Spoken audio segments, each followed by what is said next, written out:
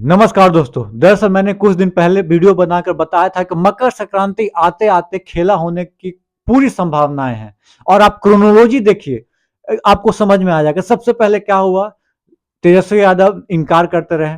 Second में क्या आता है, लालू यादव ने एक्सेप्ट कर दिया कि चलो माफ कर देंगे। और नीतीश कुमार से पूछा गया तो उनका रिप्लाई देखिए, रिप्लाई में सब कुछ है, चुप्पी।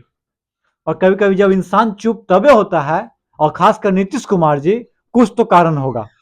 न तो वो जरूर बोल देते हैं, अरे वो सब तो बोलते रहता है, उन लोग को छोड़िए ना। ये सब कुछ न कुछ बोलकर नीतीश कुमार जरूर जाते। नीतीश कुमार का रिप्लाई ना देना क्वेश्चन खड़ा करता है, और लालू यादव को माफ करने वाला बयान देना यह भी क्वेश्चन खड़ा करता है। और बिहार में ऐसा बदलाव क्यों आ रहा है? और बीपीएससी के लिए आज इतना प्रोटेस्ट हुआ, आप देख रहे हो, रेल रोको आंदोलन चला, पप्पू यादव खड़ा रहे विद्यार्थियों के साथ। हालांकि कल एग्जाम होना है, इसीलिए कल जो री एग्जाम होना था 4 तारीख को, उसी के लिए उसको रोक देना है, फिर से पूरे एग्जाम को री एग्जाम कराना है, इसके लिए प्रदर्शन हो रहा है। अनशन पे बैठे थे किशोर जी, प्रशांत किशोर जी।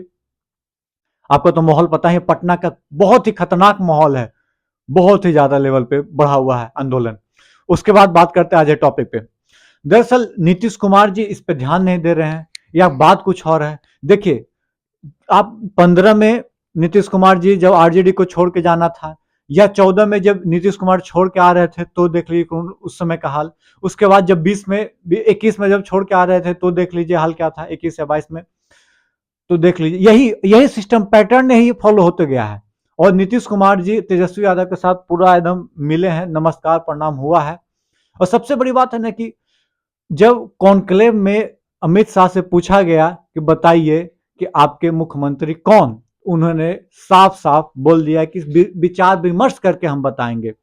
उसके बाद क्या हुआ समझिएगा, उसके बाद ये होता है कि भाई साहब बिहार में बवाल शुरू हो जाता है।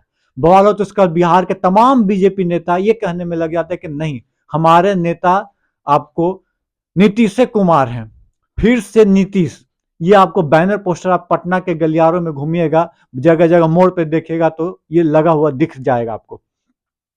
उसके बाद फिर देखिए, अटल बिहारी वाजपेयी का जयंती था, उस दिन विजय सिन्हा का बयान देख लीजिए कि जब तक बीजेपी की सरकार बिहार में नहीं मिल आएगी तब तक अटल बिहारी वाजपेयी को अति नहीं होगा। अब बताइए, बिहार में बीजेपी की सरकार 20 साल से नहीं है क्या? ये बताइए। बिल्कुल है, लेकिन उनको अपना मुख्यमंत्री चाहिए। 2020 में क्रोनोलॉजी समझिएगा, नीतीश कुमार ने बोल दिया था कि मेरे पास 43 विधायक है, आप अपना सीएम बना डालिए। लेकिन बीजेपी ने इससे साफ इनकार कर दिया था। लेकिन महाराष्ट्र में क्या खेला हुआ था, आप बता दीजिए।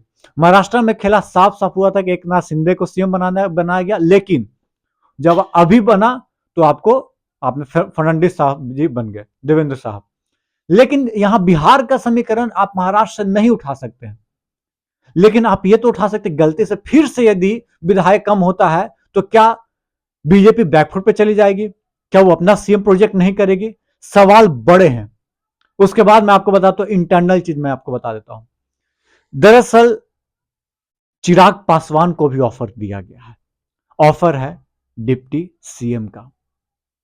जी हां, अब वो हनुमान जो बने फिरते हैं, क्या डिप्टी सीएम बनते हैं बिहार में आकर इंडिया इंडिया सरकार में, इंडिया गठबंधन में कि नहीं, कि अपना एनडीए सरकार के साथ ही बने रहते हैं? देखना दिलचस्पी होगा। और डिप्टी सीएम बनेंगे, और यदि एनडीए में रहते हैं तो शायद सीएम प्रोजेक्ट हो सकते हैं। कुछ लोग का तो कहना यह भी है कि शायद सीएम कैंडिडेट हो एनडीए के लिए। क्या कि बड़ा फेस कौन है आपका बीजेपी की तरफ से? हमको तो नहीं लगता कोई उतना बड़ा फेस है। चिराग पासवान थोड़ा फेस है, लेकिन चिराग पासवान मेरे को लगता है वही पार्ट टाइम पॉलिटिक्स वाले आदमी हमको दिखते हैं, जहां तक मेरा पर्सनल पॉइंट ऑफ व्यू की बात किया जाए तो। 5 सांसद उनके हैं, 12 सांसद इनके हैं, 12 5 17 सांसद चल जाएंगे तो सरकार को ढहा के गिरने में टाइम नहीं लगेगा। हालांकि मेरे को चांस, अभी भी आप पूछेगा कि क्या नीतीश कुमार पाला बदलेंगे, तो मेरा दिल कहता है कि नहीं बदलेंगे। हालांकि इन पे विश्वास नहीं, क्योंकि वो समीकरण समझते हैं कि हमको जाने से फायदा क्या है। सीएम थे, कल भी सीएम रहेंगे, आज भी पीएम तो बन नहीं पाएंगे, तो फिर फायदा क्या? हाँ, यदि वो चिराग पासवान को साथ लेके आते हैं, 293 से 17 घटा दीजिए, तो आपको डगमगा सकती है सरकार। और उसके बाद आप समझ जाइए कि गलती से आरएलडी या कोई और जो है हट जाती है वहां से तो ढह के गिर जाएगा। चंद्रबाबू जी हट जाए तो बातें अलग हो गया। पीएम प्रोजेक्ट किया जाए नीतीश कुमार को तो बात अलग है। तो क्या इस 5 साल सरकार मोदी जी की पूरी कर पाएगी या नहीं? संयस तो बना हुआ है। और क्या पलटी मारेंगे मकर संक्रांति के बाद खेला संभव है? तो देखिए, राजनीति में किसी भी चीज से आप इनकार नहीं कर सकते हो। और हालांकि बार बार नीतीश कुमार जी के साथ थोड़ा सा तो, और सबसे बड़ी बात है उनके नेताओं का हिंदू यात्रा फलना ढकना कौन कौन यात्रा, हिंदू स्वाभिमान यात्रा क्या यात्रा जगाने चले थे। फिर उसके बाद बयान कितना कैसा बयान आया था कि यहाँ रहना है तो हिंदू बन के रहना हो, कुछ इस टाइप में। तो इससे किसको डैमेज पहुंच रहा है? बीजेपी को? नहीं, बिल्कुल नहीं। डैमेज पहुंच रहा है आपको जेडीयू को। इसलिए वो चाह रही है कि अलग हो जाए। चलिए, उससे भी बड़ी बात एक चीज मैं आपको बताऊं, पशुपति पारस जी, जो कि आज के पॉलिटिक्स में बिल्कुल भी इंपॉर्टेंट आदमी नहीं है, लेकिन उनका कुछ वोटर तो है, ऐसा तो है नहीं। वो वोटर क्या वो चुनाव लड़ेंगे विधानसभा का तो वोट किसका काटेंगे? क्या फिर से चिराग पासवान वाला हाल कर देंगे नीतीश कुमार के साथ? सवाल लाजमी है। इसका जवाब तो आने वाला समय में ही मिलेगा। और लालू यादव ने जो पासा फेंका है उस पासे में, उस जाल में क्या नीतीश कुमार आएंगे या वो अपना सत्ता बरकरार रखेंगे एनडीए के साथ? और एक बार फिर आ जाएंगे तो क्या जेडीयू का करियर खत्म नहीं हो जाएगा? क्या इसके बाद फिर से बीजेपी उनको लेगी?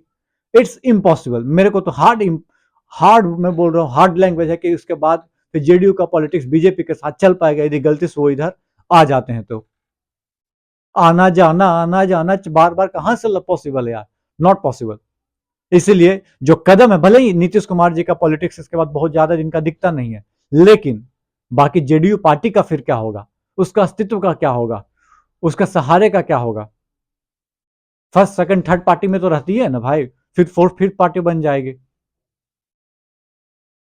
और स्टूडेंट लोग के साथ न्याय कब होगा? ये लास्ट में जाते जाते आपसे सवाल पूछते हैं। चलिए, आपका ओपिनियन क्या है? प्लीज कमेंट बॉक्स में कमेंट करके जरूर बताइएगा। तब तक के लिए धन्यवाद। जय हिंद, जय भारत।